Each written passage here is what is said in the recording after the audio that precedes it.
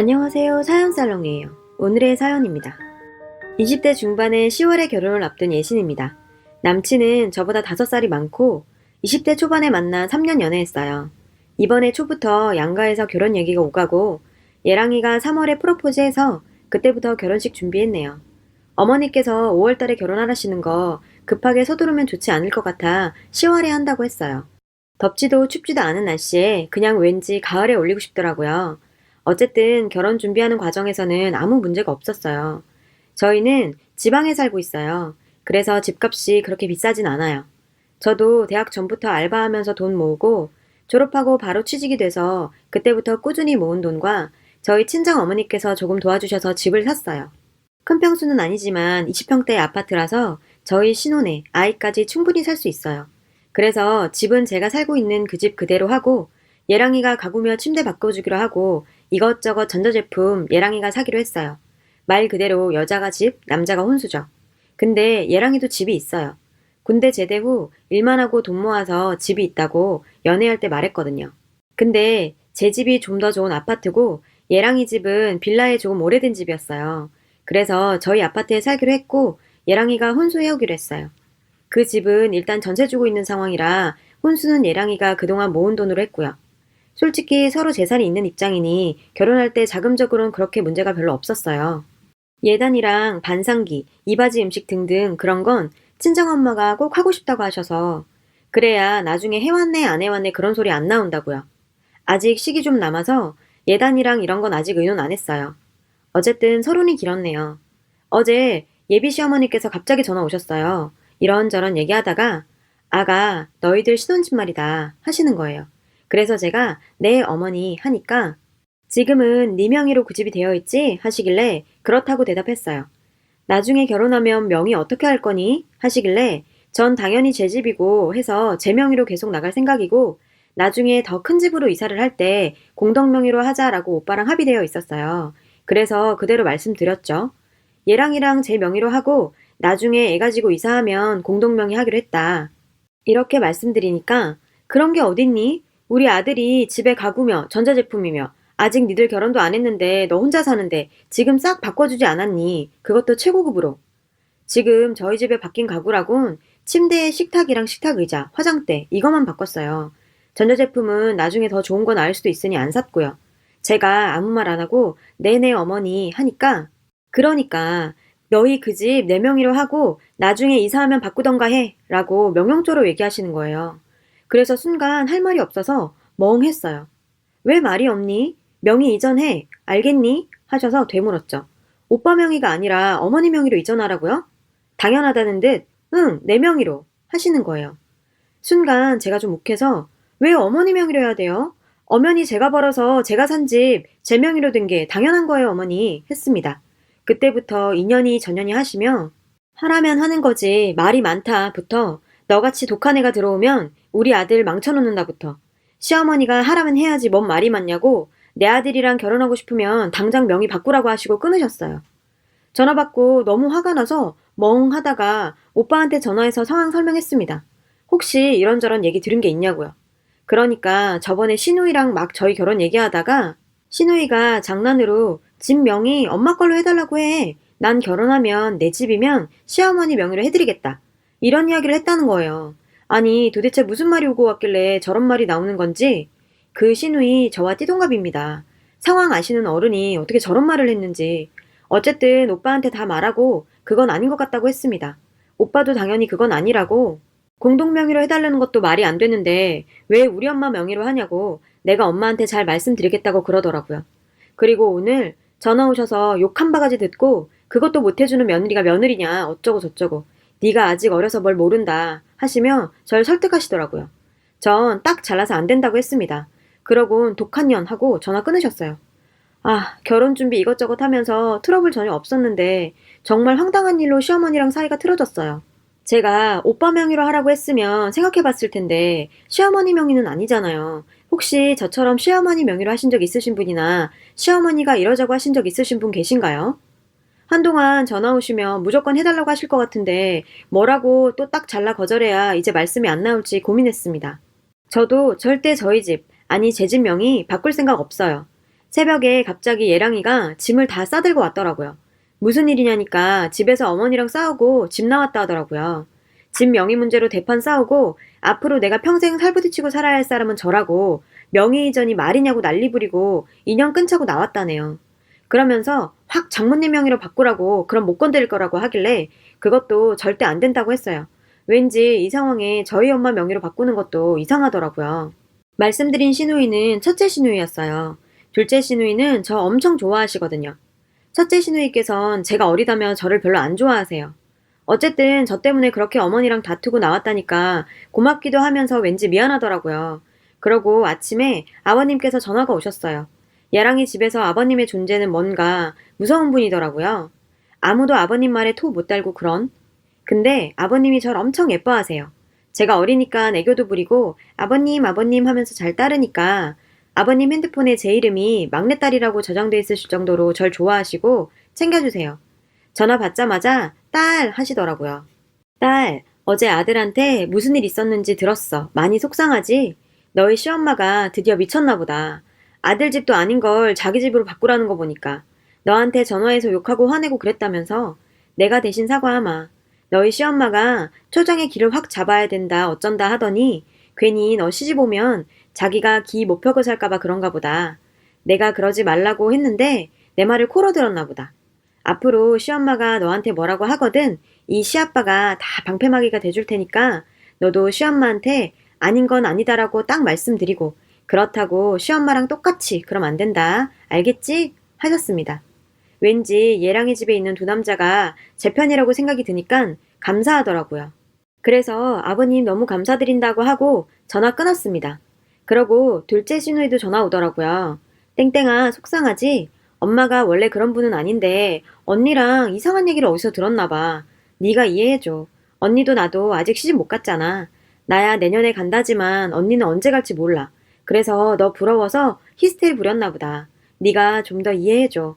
엄마랑 언니랑 100번 잘못한 일이니까 내가 너한테 사과하라고 그럴게. 하시길래 말대답한 저도 잘못 있다고 죄송하다고 하고 끊었네요. 첫째 시누이는 연애 때부터 절 엄청 싫어하셨어요. 자기랑 띠동갑인 여자와 자기 동생이 사귄다니 좀 어이없으셨나 봐요. 어쨌든 일단 시어머니께 전화를 드릴까 말까 고민 중이에요. 예랑이는 절대 먼저 하지 말라고 그럼 또 너 우습게 본다고. 난 가족도 중요하지만 앞으로 내 아내 될 네가 더 소중하다고요. 연애 때부터 첫째 신우가 저 만나지 말라고 할 때 항상 이렇게 말해주던 사람이었어요. 그래서 신우가 2명이나 있어도 걱정 전혀 안 했고요. 저한테 뭐라고 해도 앞에서 예랑이가 잘 막아줬으니까요. 아버님도 늘 제 편이긴 하셨어요. 어머니와 신우 입장에선 왠지 아빠와 동생을 뺏긴 기분이 드셨던 것 같아요. 둘째 신우이는 서울에 살거든요. 그래도 절 좋아해주세요. 여동생 생긴 것 같다고. 여튼 저희 부모님께 말씀을 드렸어요. 엄마는 열받으셔서 결혼 엎으라고 하시고 아버지도 결혼 급한 거 하나도 없으니까 미루던지 아니면 하지 말라고 하시고 시부모님께 직접 전화드린다는 거 일단 제가 얘기해본다고 말렸습니다. 그래도 예랑이한테 전화해서 뭐라고 하셨나 봐요. 예랑이가 미안하다고 전화 왔더라고요. 시아버님께서 뭐라고 하셨는지 시어머니께서도 전화 오셨어요. 일단 욕한 건 미안하다고. 자기가 원래 말이 험하고 거칠어서 그랬다고 그러시더라고요. 시어머니가 좀 말씀이 거칠긴 하세요. 연애 때도 예랑이한테 이 새끼 저 새끼 하셨거든요. 저희 이모도 그러셔서 전 그렇게 충격적이진 않았어요. 그리곤 어머니께서 차분히 말씀하시는 게 자기 친구분 며느리가 그렇게 명의 이전했다고 하시더라고요. 아들 내외가 사업을 하는데 요즘 사업이 안 돼서 집 지키려고 이전했다고 하더라고요. 그런 케이스도 있나요? 이전비랑 이것저것 다 하면 한두 푼 드는 것도 아닐 텐데 그 비용 들이면서 굳이 그러셨는지 하고 믿지는 못하겠더라고요. 어쨌든 그 상황이랑 저희랑은 전혀 다르잖아요. 그래서 그건 그 집 일이고 저희는 그런 게 전혀 아니잖아요 하니까 그러게 말이다 하시면서 미안하다고 혹시나 이번 일로 결혼이 틀어질까봐 걱정이라고 하시더라고요. 제가 부모님께 말씀드렸다고 엄마 아빠가 결혼 미루라고 하신다고 말씀드렸더니 저희 어머니께 전화드려서 사과하시겠다고 하시더라고요. 자기가 왜 그랬는지 모르겠다라고 자꾸 하시는데 할 말이 없었어요. 그냥 저희 집 말고 오빠네 집으로 들어가서 오빠 명의로 살까요? 했더니 그 집은 전세 주고 있고 너희 집에서 살기로 했으니 그러지 마라 하시더라고요. 일단 알겠다고는 했는데 뭔가 찝찝한 게 시원하지 않아요. 지금이야 어머니께서 먼저 사과하시고 미안하다 하시지만 살면서 안 부딪히고 살 순 없을 거고 무엇보다 시어머니보다 첫째 신우가 문제네요. 절 싫어하셔서. 연애 때도 제가 남친을 안 좋아하는 것 같다고 절 안 좋게 보셨대요. 이유가 남친이 군대 제대 후 몇 년간 여자를 안 사귀다가 절 사귀었는데 연애 초 땐 정말 매일 만났거든요. 얘랑이 얘기 들어보니 누나가 친구도 잘 안 만나고 집에서 잘 안 나가고 해서 유일하게 말상대가 자기였는데 연애하면서 집에 잘 없고 누나랑 말도 안 하고 하니까 절 싫어했다고요. 지금은 그러려니 한다고 하더라고요.